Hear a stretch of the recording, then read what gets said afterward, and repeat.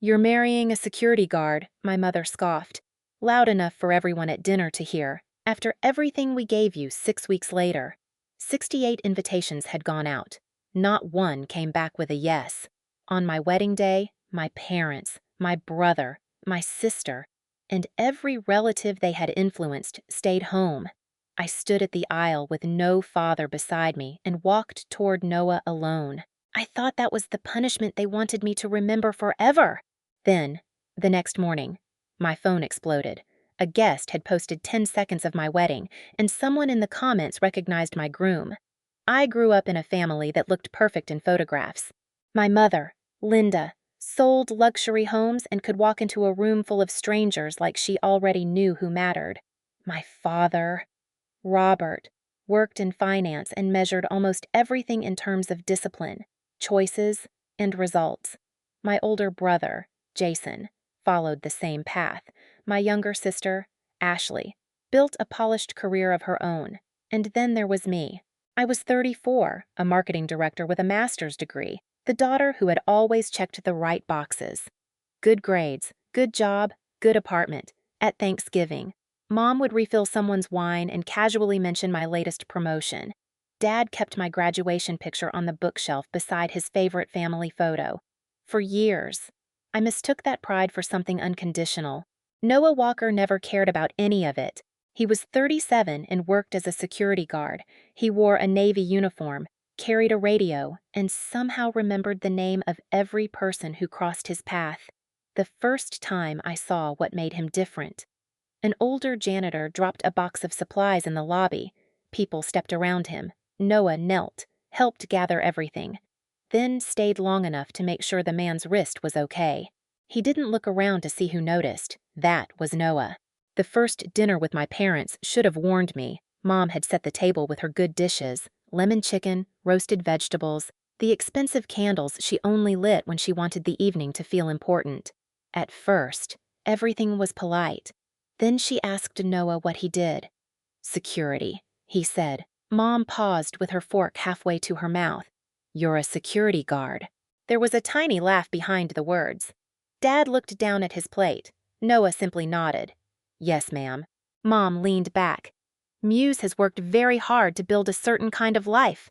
My face burned. Noah's didn't. On the drive home, I kept apologizing until he reached over and squeezed my hand. "You don't have to carry what they choose to think of me," he said. 6 months later, Noah proposed. I said yes before he finished asking. What I didn't know was that my mother had already decided she wasn't going to argue with me anymore. She was going to make sure I felt the cost of choosing him. At first, nothing looked organized. That was what made it so easy to dismiss. An aunt told me she had already booked a trip. A cousin said her son had a tournament that weekend. One uncle blamed work. Another relative sent a polite message about bad timing. I kept telling myself it was normal. People were busy. Life happened. Then the numbers started bothering me. Noah and I had sent 68 invitations to my side of the family every few days. Another response came in. "No, can't make it." "So sorry. Maybe next time." Rachel, my closest friend, was sitting at my kitchen counter one evening while I refreshed the RSVP list again. "How many yeses from your family?" she asked. I hesitated. "None yet." She looked at me. "Muse. It's still early. It's 3 weeks away." I closed the laptop harder than I meant to. Noah noticed too, but he never pushed me. That almost made it worse. Meanwhile, Mom became strangely calm. She stopped criticizing Noah directly. Instead, she started asking questions. "Are you sure he's ambitious enough for you? What happens in 10 years when you want more? Do you really see yourself being happy with this life?" Dad was softer, but somehow more painful. One night he told me, "Your mother and I sacrificed a lot so you could have choices." I knew exactly what he meant. Noah wasn't one of the choices they approved of. 2 weeks before the wedding, I checked the list again, and 68 family invitations. 0 yeses. My stomach dropped. That night, my grandmother Margaret called. Her voice sounded thin. "Muse. Sweetheart. I'm sorry." For what silence? Then I heard the faint clink of something on her table. "You don't know." Do you? I stopped breathing. Know what she finally told me? My mother had been calling relatives for weeks. So had my father. They had told everyone that coming to the wedding would only encourage me to make a mistake. They believed that if enough people stayed away, I might finally understand what I was giving up. I sat down on the kitchen floor. The refrigerator hummed behind me. My hands had gone cold. This wasn't scheduling. This wasn't bad luck. It was punishment. I called Mom immediately. She didn't deny it. "I'm trying to make you think," she said. "You convinced my family not to come. They made their own decisions after you told them what decision to make." Her voice hardened. "Choices have consequences. Muse." I looked across the room at Noah. He had heard everything for one terrible second. I wondered if my parents had finally broken me. Then Noah sat beside me. "If you want to postpone."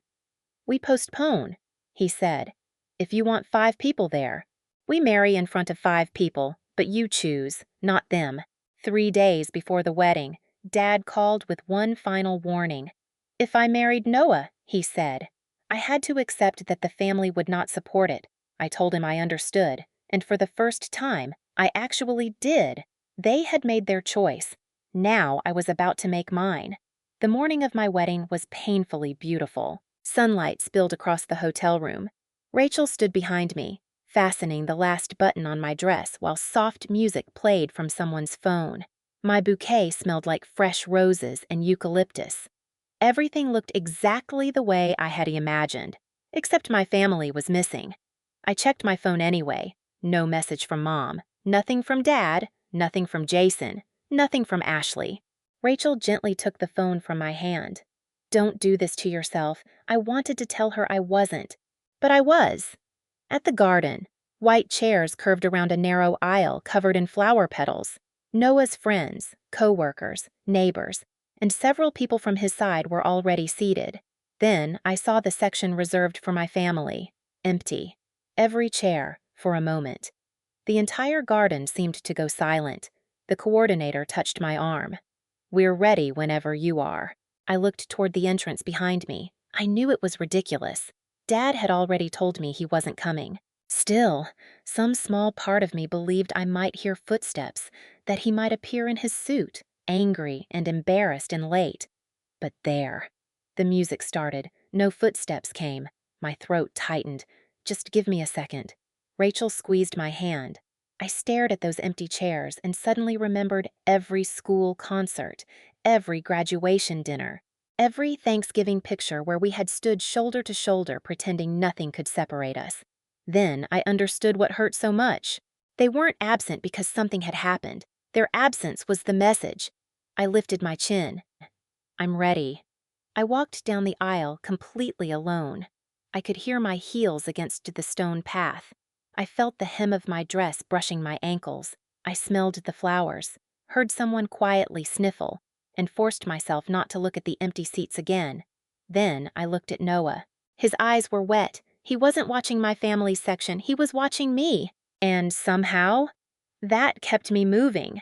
Near the second row, Rachel lifted her phone for a few seconds. I barely noticed. At the reception, Noah made me laugh.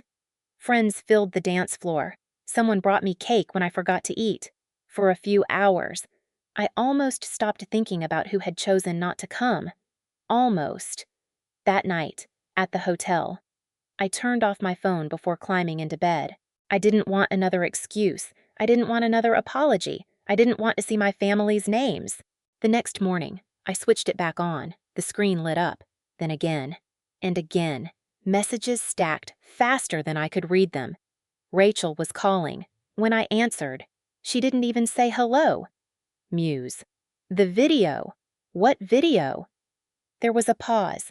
The 10 seconds I posted last night. I opened the link she sent me, and before I could finish watching it, I saw the first comment that made my stomach drop. Someone knew exactly who Noah was.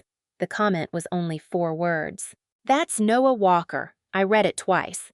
Then another appeared. I know him too. A third followed before I could scroll. He stayed with my dad for 3 hours after he collapsed in a lobby. Wouldn't leave until my sister got there.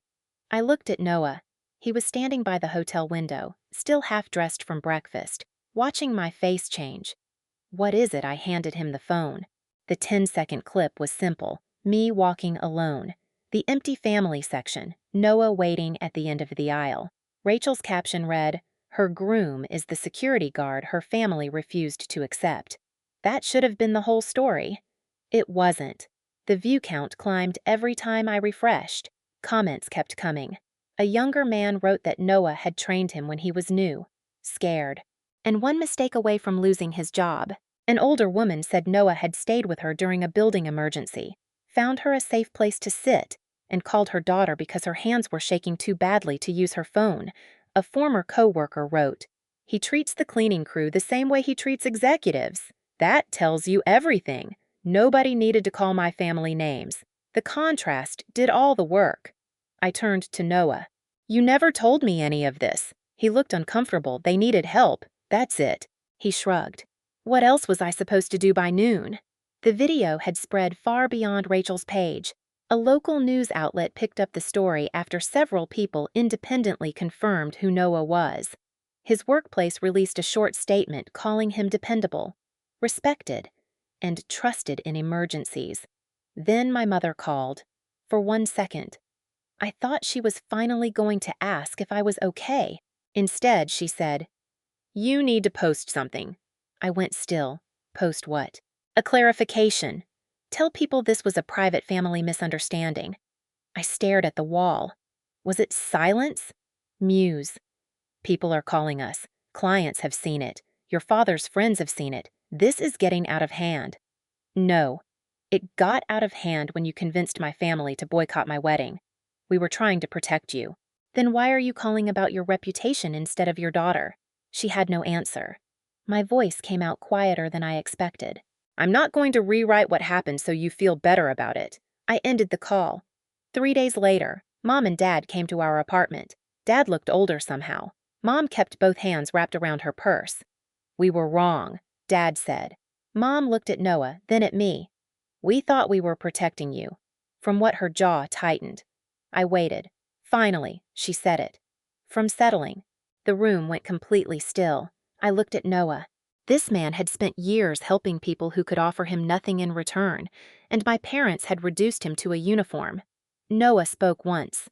"A job tells you how someone earns a living. It doesn't tell you who they are." Mom looked down. Dad rubbed his palms together.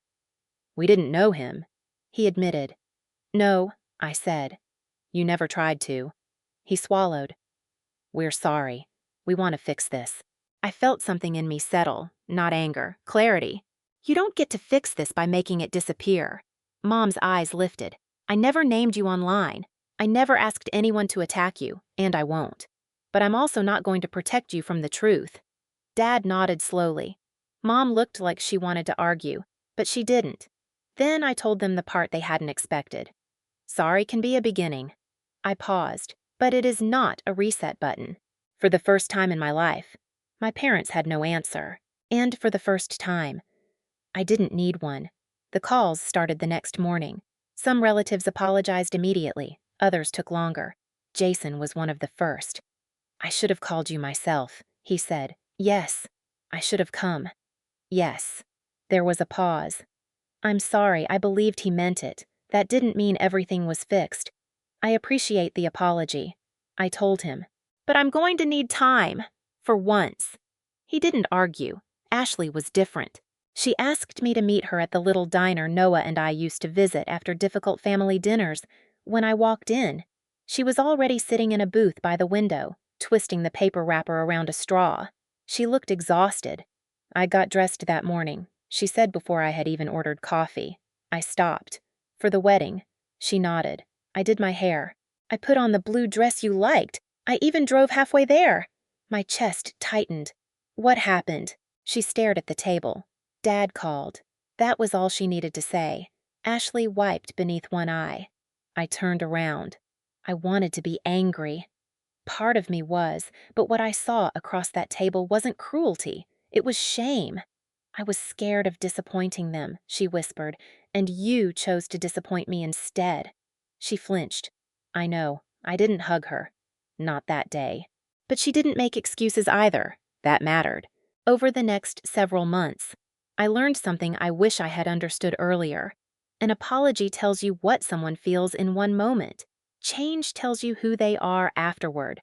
Some relatives called Noah themselves. They listened. They apologized without explaining why they had no choice.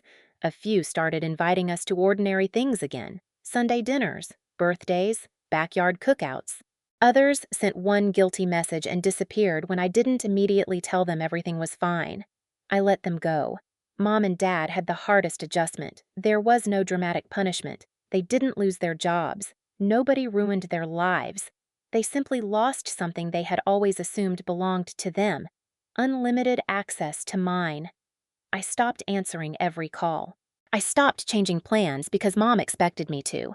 And when Dad tried to talk about putting this behind us, I told him we could move forward without pretending it never happened. Almost a year after the wedding, Noah and I returned to the same garden for a small anniversary dinner. The white chairs were back, this time. They weren't empty. Rachel was there. So were Marcus, Tyler, Diane, friends, co-workers. And a few relatives who had spent the year proving their apologies meant something. I stood near the aisle for a moment and remembered the sound of my heels hitting that stone path alone. My phone buzzed, a message from Mom. She wrote that she understood now that saying sorry had not been enough. She said they were still trying. I read it twice. Then I locked my phone and slipped it into my purse. I wasn't ready to answer, but I didn't delete it either. Noah reached for my hand, and looking at those filled chairs, I finally understood something. I hadn't lost my family on my wedding day. I had lost the belief that love should require permission. A job title never told me who Noah was, and sharing my last name never guaranteed that someone would stand beside me when it mattered. I still love my family, but love without respect can become control, and forgiveness doesn't erase consequences. That aisle taught me something I'll never forget. Sometimes walking alone is the first step toward choosing your own life. If you've ever had to set a boundary with someone you loved, tell me in the comments, share this story, and subscribe so you don't miss the next one.